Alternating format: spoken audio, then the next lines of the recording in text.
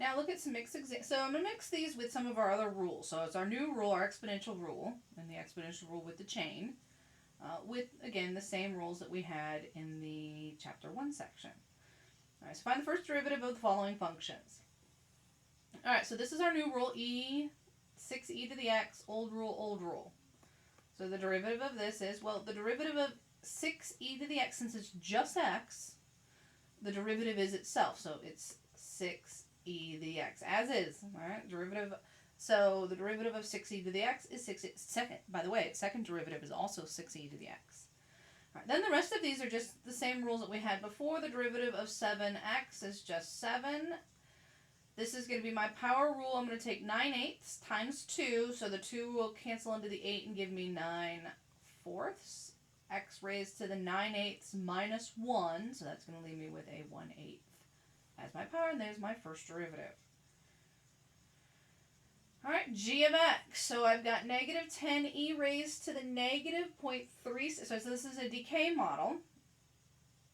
And so what I'm going to get here is, remember, this is going to require the chain rule because there's something other than x in there. There's a number in front of the x term, and so I will have to use my chain rule. So it's the derivative.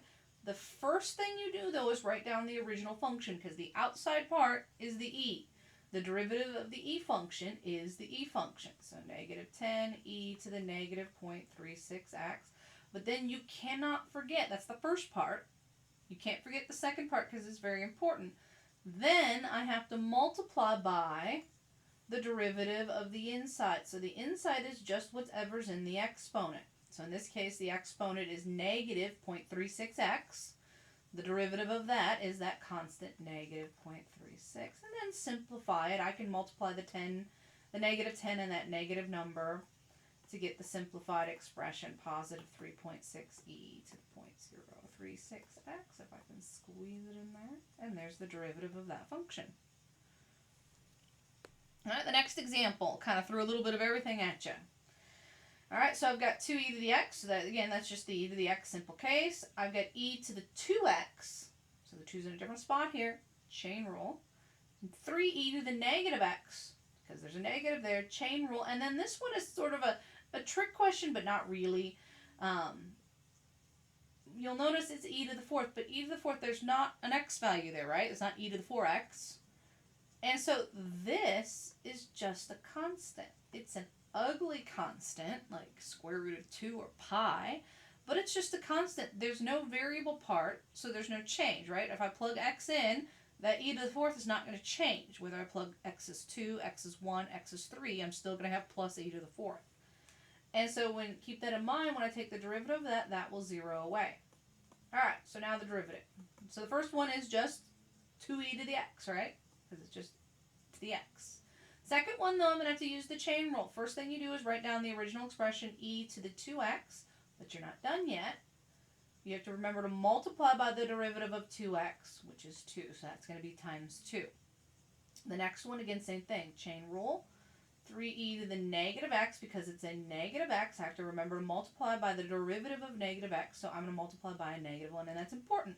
If I forget the negative 1, the derivative's increasing, but I want it to be a decreasing model, so that needs to be a negative. And then this one will just zero, and I'm going to write the plus 0 so it indicates that is just zeroing out because it's constant. And then I will clean it up a little bit, which again just means that usually it's just a rule of thumb to write the number in front of the e term, just because it's clear that it's that number times the e expression. But again, that's a minor thing. And there's my derivative of that rule. All right, the next example. 5e to the, and so that whole quadratic is up in my e term. So this one's a little more obvious that it's a chain rule, right? It's the e function, 5e raised to that 3x minus 2x squared. And then that 3x minus 2x squared is the inside function, right? It's the quadratic inside the e term. And so this is going to be the chain rule. Again, first thing you do is write down the original function without changing any of it. All right, so the original function is written down because that's the derivative of the e part. Then it's times separately, so make sure it's clear that it's separate and it's multiplying. So I take that original function times the derivative of the inside. So when I take the derivative of the inside, I'm just looking at that quadratic. The derivative of 3x is 3 minus 2x squared, so that's going to be 4x. And again, it's fine if you leave it like that. The rule of thumb, typically, though, we do rewrite it just because to make it clear that this is the e expression, this is a separate function, and then you could multiply through by the 5, but that actually is making it more complicated. It's actually simplified if we leave it like that. All right, next example. All right, so this one I'm going to rewrite my square root function as 3x minus e to the x raised to the 1/2 power. So this is a chain rule, but it's our old chain rule. The outside function is the square root, the power 1/2, and the inside is our 3x minus our e term. And so this is a chain rule from the last chapter. So first thing I do is I pull out the power 1/2, leave the inside alone, raise it to 1 degree less, which would be negative 1/2, but I'm not done yet. That's just the power part. Now, separately, we multiply by the derivative of just the inside. So the derivative of the inside is the derivative of 3x, which is 3, minus the derivative, so there's the new rule, negative e to the x. Well, the derivative of negative e to the x is negative e to the x. All right, so the derivative was just 3. And those things don't cancel, reduce. You can't do anything with them because they're not the same term, because that one has an x and that one doesn't. I'm just going to leave it. If you wanted to rewrite it, actually, I'll rewrite it. You can write it, leave it like that, or if you want to rewrite it as a single fraction. Up top, that 3 minus e to the x, and in the bottom, the 2 times the square root of 3x minus e to the x. But again, on tests and quizzes, I'm fine if you leave it like this. The MyLab, again, it depends on what they're asking for. All right, next example. All right, this one's, again, a little more complicated.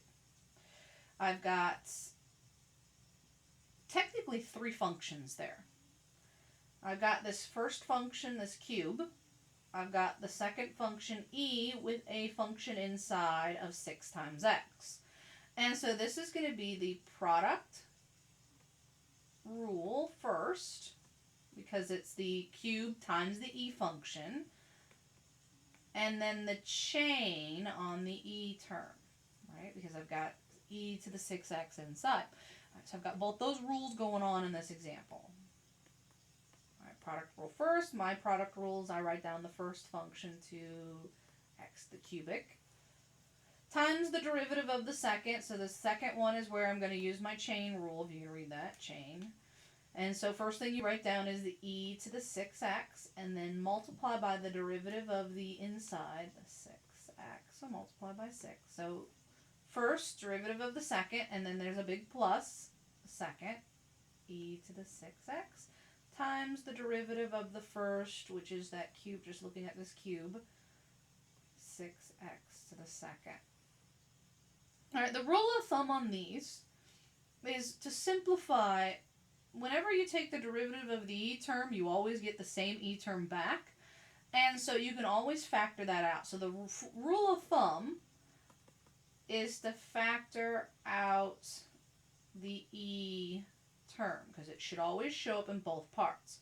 And so when I factor out the e to the 6x, I'm left with 6 times 2x cubed, so a 12x cubed, and in the second term I'm left with a 6x squared. And I put brackets, you probably could have left that parentheses.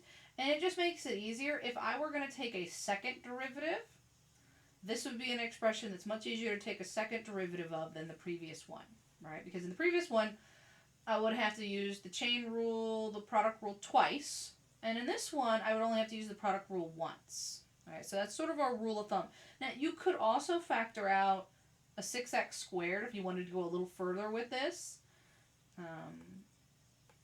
But if you do that, it's going to make taking so if you have to take a second derivative, you wouldn't want to do this.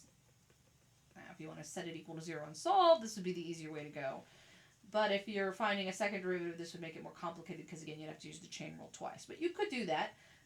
Again, my rule of thumb is to leave it like this. Just factor out the e term, and then you got an e term times a quadratic.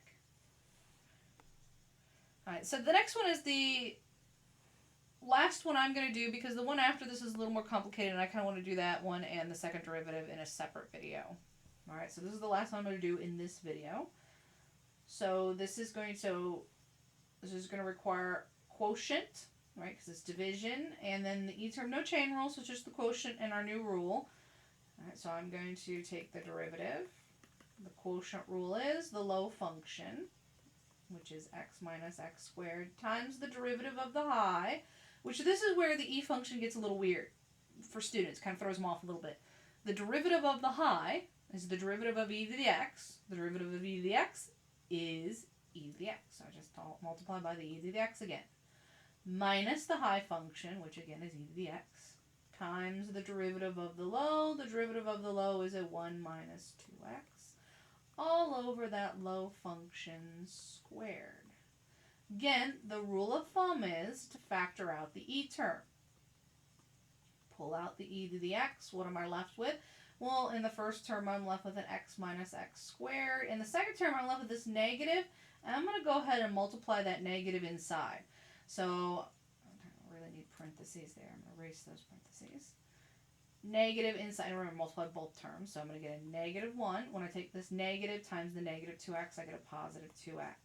So I kind of did two things there. So kind of make sure you understand. I pulled the e to the x out, factored it out. And then I distributed this negative inside this group here. All right, that allows me, and then the whole thing over. And what I forget is when I'm doing that, sometimes I'll forget to write that division, but you have to remember it, otherwise that equal to is false, and we don't want any false statements. All right, e to the x times, when I simplify this, I'm going to get a negative x squared plus 3x minus 1. All right, and there's the simplified expression. So I'm going to stop there because the next one's a hard case. And so I'm going to do the next one and the second derivative, which is also a harder case, in the next video.